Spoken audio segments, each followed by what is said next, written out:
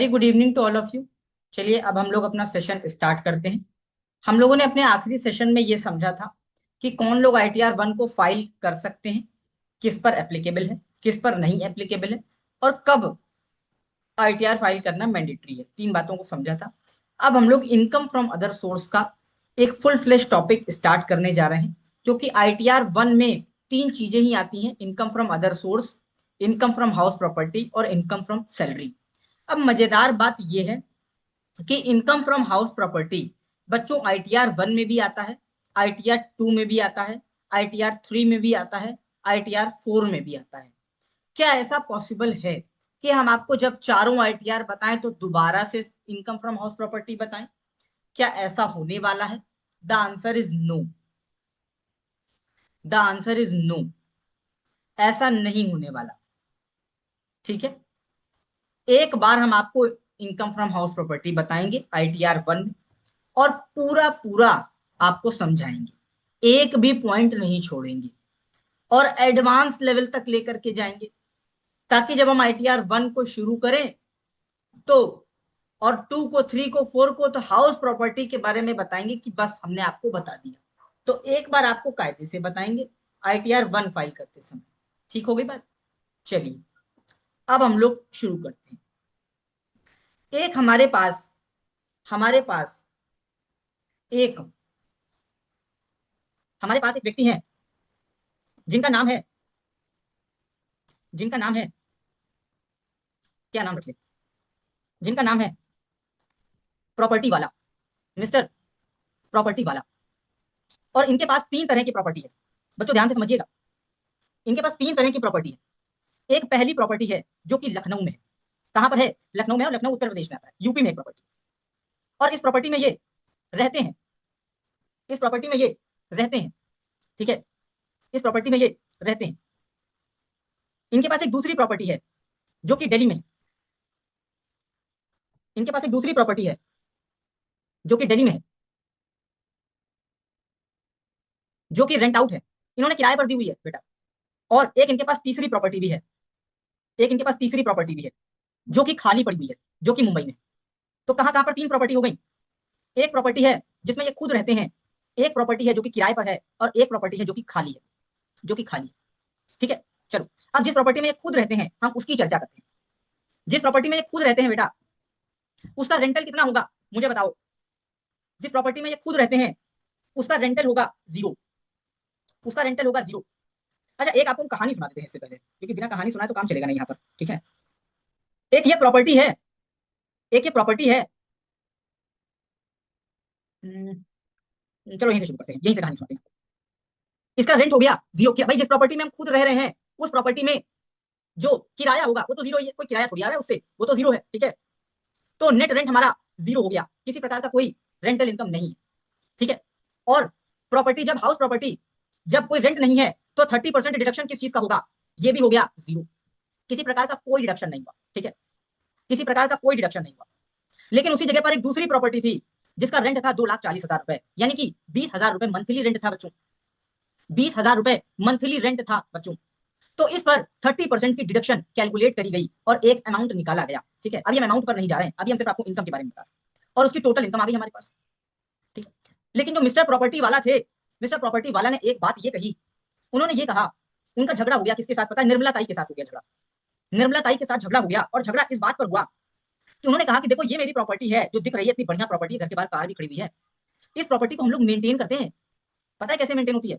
हर साल इसमें पेंट करवाते हैं, हर साल इसमें शीशे बदलवाते हैं, कारपेट बदलवाते हैं, और दीवालों में पुट्टी लगवाते हैं, मेंटेनेंस होती है, तब ये प्रॉपर्टी रेंट देती है। 2,40,000 रुपए का जो रेंट आ रहा है ना, वो ऐसे नहीं आ रहा है। मेरा फुल्ली फर्निश्ड घर है दिल्ली में और एक लखनऊ में, तो दिल्ली वाले घर में भी हम पुताई करवाते हैं, पेंट करवाते हैं, और लखनऊ वाले घर में भी पुताई करवाते हैं, पेंट करवाते हैं, मेंटेनेंस कराते हैं। क्या ये उचित नहीं है कि आप हमें इसकी भी छूट दें? भाई जो किराएदार रह रहा है, वो किराएदार मेरे घर को खराब करता है, फिर जब मैं अगला किराएदार रखता हूँ 11 महीने के बाद, तो मुझे नया फिर से सब कुछ करवा के देना पड़ता है, और इस पूरे काम में कम से कम 50,000 रुपए का खर्च आता है। पेंटर की लेबर जाती है, पेंट लगता है, पुट्टी लगती है, भाई मेन है ना, इसी से ही होता है। तो उसने निर्मला ताई से झगड़ा कर लिया, उसने बोला भाई ये तो झगड़े वाली बात हो गई, तुम मुझे कोई छूट नहीं देती हो, तुम खाली मेरी 2,40,000 रुपए की इनकम देख रही हो, लेकिन खर्चा तो तुम कुछ काउंट ही नहीं कर रही हो। और ये दोनों घरों में हो रहा है, लखनऊ वाले घर में भी हो रहा है और दिल्ली वाले घर में भी हो रहा है। और जो मिस्टर प्रॉपर्टी वाला है वो ये कह रहा है कि भैया मुझे दोनों जगह की छूट चाहिए, मुझे दो छूट। ये है क्वेश्चन नंबर 1। अब क्वेश्चन नंबर 2, ये प्रॉपर्टी जिस लैंड पर बनी है उसका नगर निगम हाउस टैक्स ले रही है। नगर निगम क्या कह रही है? नगर निगम कह रही है तुमने मेरी जगह पर, मेरी लैंड पर घर बनाया है, हाउस टैक्स दो। बिल्डिंग का हाउस टैक्स पड़ता है, हर जगह पड़ता है, जिस जिस नगर निगम, नगर महापालिका, ग्राम, जहां पर भी है हाउस टैक्स देना होता है आपको। मान लो वो 5,000 रुपए एक साल का आता है फॉर एग्जाम्पल, और वो दिल्ली वाले मकान का भी आएगा, लखनऊ वाले मकान का भी आएगा। बस फर्क ये, लखनऊ में आप खुद रहते हैं, लखनऊ में आप खुद रहते हैं, दिल्ली में आपने किराए पे उठा रखा है। बोलो बात समझ में आ गई? दोनों मकान का प्रॉपर्टी टैक्स आ रहा है। क्वेश्चन नंबर 2, इस बात पर झगड़ा हुआ किसका? मिस्टर प्रॉपर्टी वाला का निर्मला ताई के साथ हुआ। निर्मला ताई हमारी फाइनेंस मिनिस्टर है भाई, फाइनेंस मिनिस्टर के साथ झगड़ा, उन्होंने बोला इसकी भी छूट दो। तीसरा झगड़ा, तीसरा डिस्प्यूट क्या हुआ? तीसरा डिस्प्यूट ये हुआ, जिस प्रॉपर्टी पर रेंटल इनकम आ रही है ना उसकी ईएमआई भी जा रही है। निर्मला ताई सुनो, प्रॉपर्टी का किराया आया, उसको तो तुमने टैक्स पे लगा दिया, उसका तो तुमने टैक्स कलेक्ट कर लिया, लेकिन मैं ईएमआई भी तो भर रहा हूँ। 20,000 रुपए महीना किराया आ रहा है, वो फ्लैट, वो मकान 1 करोड़ का था, 1 लाख रुपए महीना ईएमआई जा रही है, उसकी छूट दो, उसकी छूट दो, क्यों नहीं दोगी? झगड़ा हो गया। अब ईएमआई में 2 कंपोनेंट होते हैं बेटा, एक प्रिंसिपल और एक इंटरेस्ट। तो झगड़ा करते समय मिस्टर प्रॉपर्टी वाला ने कहा कि दोनों प्रॉपर्टीज पर प्रिंसिपल की भी छूट दो और इंटरेस्ट की भी छूट दो। भाई मांगने को तो हम ताजमहल भी मांग सकते हैं, मांगने में क्या जाता है। तो मिस्टर प्रॉपर्टी वाला ने 3 झगड़ा किया और तीनों पर सब कुछ मांगा। ध्यान रखना, सब कुछ मांगा। पहला झगड़ा ये था कि मेंटेनेंस कराई, दोनों प्रॉपर्टी की छूट दो, जिसमें मैं खुद रहता हूं उसकी भी दो, जो मैंने किराए पर उठाई उसकी भी दो। दूसरा क्वेश्चन उठाया, प्रॉपर्टी का हाउस टैक्स आता है, नगर निगम को जाता है, दोनों प्रॉपर्टी की छूट दो। तीसरा क्वेश्चन उठाया, ब्याज की भी छूट दो, ईएमआई की भी छूट दो, और जिस प्रॉपर्टी में मैं खुद रहता हूं उसकी भी छूट दो, जो प्रॉपर्टी किराए पर है उसकी भी छूट दो। सब कुछ मांग लिया।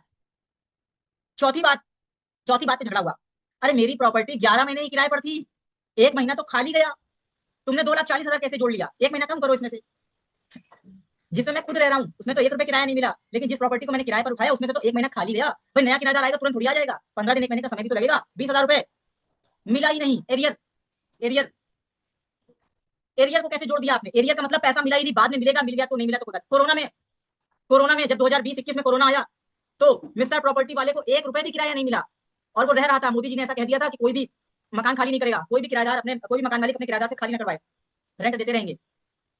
1 रुपए भी रेंट नहीं मिला। बताओ क्या ये जायज होगा कि 2,40,000 पूरी उसकी रेंटल इनकम जोड़ दिया जब उसको रुपए नहीं मिला? तो जब उसको रुपए नहीं मिला, बताओ। ये 4-5 क्वेश्चन ऐसे रेज किए गए जिसका सोल्यूशन निर्मला ताई ने अपने फाइनेंस बजट में दिया। और क्या सोल्यूशन दिया आइए सुनते हैं। सबसे पहले उसने दिया, जिस प्रॉपर्टी में आप खुद रह रहे थे उसका डिसीजन सुनिएगा, उसका डिसीजन सुनिएगा। उसका डिसीजन ये था, जब आपका रेंट जीरो है तो तुम्हें प्रॉपर्टी टैक्स की छूट क्यों दें? ये भी जीरो होगी। नेट रेंट जीरो हो गया, जब नेट रेंट जीरो हो गया तो 30% का डिडक्शन क्यों दें? ये भी जीरो हो गया। मजेदार बात, तुम कह रहे हो कि प्रॉपर्टी को पेंट करवाया, दरवाजे बदलवाए, पुट्टी करवाई, उसकी छूट क्यों दे तुम्हें, जब हम 30% का फ्लैट डिडक्शन दे रहे हैं? तो हम ये मानते हैं कि 30% आपका खर्च हो जाता होगा। भाई सरकार कहती है हम इस झगड़े में नहीं पड़ते कि आपने पेंट करवाया या नहीं करवाया, भले ही आपने कराया हो भले ही ना कराया हो, 30% छूट तो दे दिया ना तुमको। अब जब 30% छूट दे दिया तो अब हमसे मेंटेनेंस की छूट मांगने मत आना मेरे पास, भगा दिया, भगा दिया। लेकिन हमारे इस केस में जब इनकम ही नहीं बन रही है तो 30% छूट किस बात की मिलेगी? डिडक्शन तो तब मिलेगी जब इनकम होगी, जब इनकम ही नहीं है तो डिडक्शन क्या कर मिलेगा? बताओ, बताओ। अब आती है मजेदार बात। अब जिस प्रॉपर्टी में वो खुद रह रहा है उस प्रॉपर्टी का वो लोन चुका रहा है, और लोन 2 हिस्से में चुकाया जाता है। एक ईएमआई, ईएमआई में 2 कंपोनेंट है, एक प्रिंसिपल भी चुका रहा है और एक इंटरेस्ट भी चुका रहा है। सरकार ने कहा देखो मूलधन जो तुम चुका रहे हो, मूलधन जो तुम चुका रहे हो इसकी डिडक्शन लेना सेक्शन 80C में जाकर के। सेक्शन 80C में अगर आप repayment of principle of housing loan कर रहे हैं तो आप सेक्शन 80C में चले जाइए, इनकम फ्रॉम हाउस प्रॉपर्टी में मत आइए। Income from house property section 24 से गवर्न होती है। अब हम आपको यहाँ पर सेक्शन बता देते हैं। सेक्शन 24 बोले सेक्शन 24 में मत आना, सेक्शन 80C में जाना, वहां लेना। यहां पर अगर तुम्हें कुछ चाहिए तो इंटरेस्ट की बात करो, और हम इंटरेस्ट की छूट देंगे तुम्हें, लेकिन कितनी? मैक्सिमम 2 लाख रुपए देंगे, मैक्सिमम 2 लाख रुपए, बस 2 से ऊपर नहीं, 2 से ऊपर नहीं। मान लो आपका एक्चुअल इंटरेस्ट 3.5 लाख था, याद रखना इंटरेस्ट ईएमआई नहीं, ईएमआई को मना कर दिया। क्यों? क्योंकि ईएमआई में प्रिंसिपल कंपोनेंट होता है और प्रिंसिपल 80C में जाता है, प्रिंसिपल 80C में जाता है, सिर्फ इंटरेस्ट पोर्शन सेक्शन 24 में आता है। लेकिन कितना? सिर्फ 2 लाख। 3.5 लाख आपने बैंक को दे दिया, अरे दे दिया तो दे दिया, तुम 5-10 लाख दे दो जाकर के, हमसे क्या मतलब, हम सिर्फ मैक्सिमम 2 लाख ही अलाउ करेंगे। लेकिन सर एक बात बताइए, इसकी इनकम तो कुछ थी ही नहीं, इसकी इनकम तो कुछ थी ही नहीं, मतलब नेट इनकम लॉस में फाइल हुआ आईटीआर, लॉस का 2 लाख रुपए आया। सर ऐसा कैसे हो सकता है? किसी को हाउस प्रॉपर्टी में लॉस कैसे हो सकता है? मेरे पास हाउस प्रॉपर्टी है, मुझे किराया नहीं मिलता, मैं खुद रहता हूं, इसमें लॉस कैसे हो सकता है मुझे ये बताइए। लॉस कब होता है? जब आपके खर्चे ज्यादा हो आपकी इनकम से, इनकम है जीरो लेकिन खर्चे हैं हाई फाई। खर्चे किस किस चीज के हैं? खर्चा है प्रॉपर्टी का टैक्स देना है, खर्चा है उसकी रंगाई पुताई करवानी है, रिपेयर मेंटेनेंस का खर्चा है, और खर्चा है हाउसिंग लोन चुकाने का। तो प्रॉपर्टी टैक्स का उन्होंने कहा कोई डिडक्शन नहीं देंगे क्योंकि तुम खुद रहते हो भाई इसमें। स्टैंडर्ड डिडक्शन 30% मिल नहीं सकता क्योंकि कोई इनकम ही नहीं है। रिपेयर एंड मेंटेनेंस हम देंगे नहीं क्योंकि हम 30% का स्टैंडर्ड डिडक्शन दे रहे हैं। सिर्फ इंटरेस्ट का खर्चा अलाउ करेंगे, वो भी 2 लाख रुपए, वो भी 2 लाख रुपए। तो इनका income from house property income नहीं होगा बल्कि लॉस फ्रॉम हाउस प्रॉपर्टी होगा, बल्कि लॉस फ्रॉम हाउस प्रॉपर्टी होगा।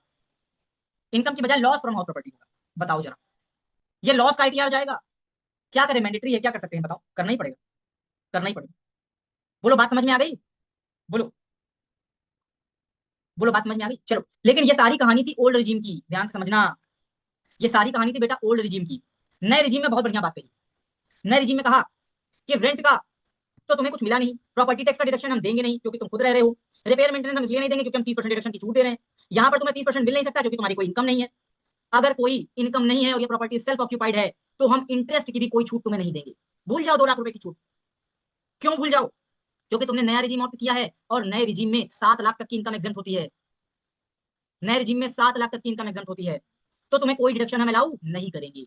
मतलब सेल्फ ऑक्यूपाइड प्रॉपर्टी का तो किस्सा ही खराब हो गया नए नए रिजीम में, डिडक्शन अलाउ नहीं किया। बताओ भाई, बताओ भाई, ऐसा कर दिया। बोलो बात समझ में आ गई? मैंने आपको एक प्रॉपर्टी अभी सिर्फ पढ़ाई है, वो है सेल्फ ऑक्यूपाइड प्रॉपर्टी। ये लखनऊ वाली प्रॉपर्टी, ये लखनऊ वाली सेल्फ ऑक्यूपाइड। अभी 2 प्रॉपर्टीज बताना और बाकी रह गया है। अच्छा होगा कि ये वाला सेशन आप एक बार अपने आप से भी स्टडी करें। और अब हम लोग कल के सेशन में मिलेंगे और पहले रिवीजन करवाएंगे पुराना सारा, उसके बाद हम लोग आगे बढ़ेंगे। अगर आज के सेशन में कोई डाउट रह गया हो तो आप मुझसे पूछ सकते हैं, मुझे कोई दिक्कत नहीं। मैं आगे आज इसलिए नहीं बढ़ रहा हूं क्योंकि मैंने बहुत सारी नई चीजें आज आपको बताई हैं। आई होप आपको नयापन लगा होगा, आपको लॉजिक समझ में आए होंगे, रीजनिंग समझ में आई होगी।